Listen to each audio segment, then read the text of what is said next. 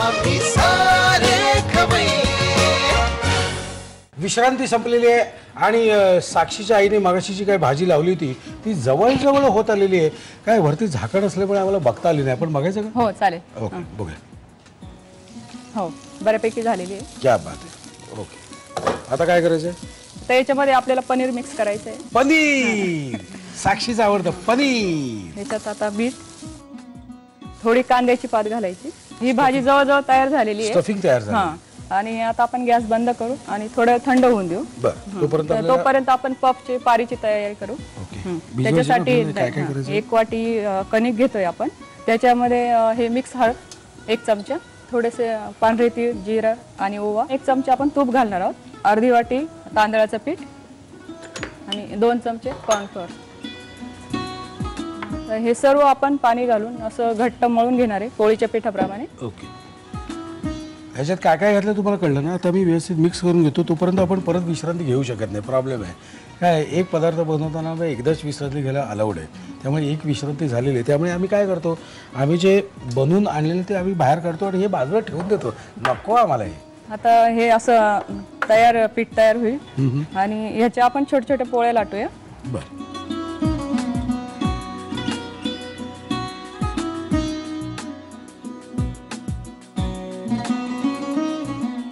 हे आता थंड होत आलं का? त्याच्यामध्ये आपण आता सोया सॉस मिक्स करू. तो 1 चमचा.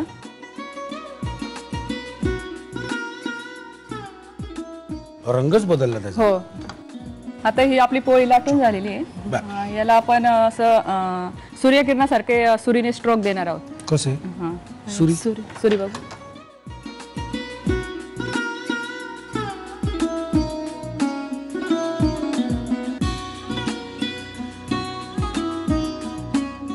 हे स्ट्रोक द्यावे हे कुठून तुम्हाला सुचलं? हे तसं मी बघितलं होतं एका ठिकाणी. आता याला आपण अगोदर बटर लावणार खाली मध्यभागी. मध्यभागी फक्त. इथे आपलं स्टफिंग भरायचं ना, म्हणजे जरा टेस्ट वगैरे चांगली येते. आता आपण ओल्या नारळाची जी चटणी मी बनवून ठेवली ती लावूया. अच्छा. ह्याच्यात काय काय घातलंय आपण? ह्याच्यामध्ये ओला नारळ आहे, हिरव्या मिरच्या आहे 2-3, हिरवी कोथिंबीर आणि थोडासा लिंबाचा रस 1 चमचा. नॉर्मल चटणी.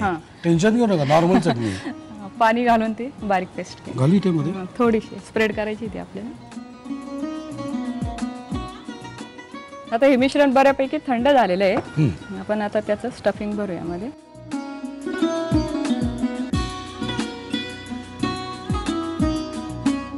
आता याला वरून आपण चीज किसून घालणार आहोत. आवडतं ना चीज तुला?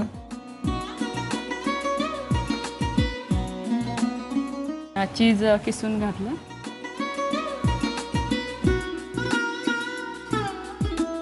हे जे कट केलेले आहे हे असं 1 by 1 असं.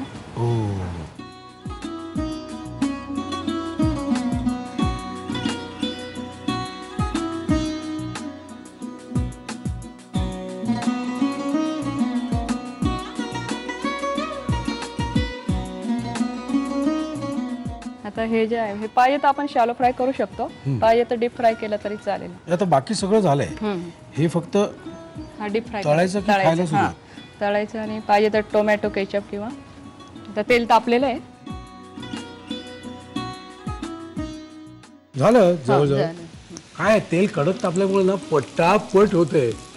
लिहून घ्या साहित्य आणि कृती. कणकेचे पफ बनवण्यासाठी लागणारं साहित्य: 1 वाटी गव्हाचं पीठ, 2 चमचे बटर, अर्धी वाटी कोबी, अर्धी वाटी कुस्करलेलं पनीर, अर्धी वाटी बारीक चिरलेला कांदा, अर्धी वाटी बारीक चिरलेली भोपळी मिरची, अर्धी वाटी तांदळाचं पीठ, बारीक चिरलेली कांदा पात, चीज, सोया सॉस, मिक्स्ड हर्ब्स, 2 चमचे कॉर्नफ्लोअर, 1 चमचा तूप, पांढरे तीळ, ओवा, जिरं, हिरवी मिरची लसूण पेस्ट आणि मीठ.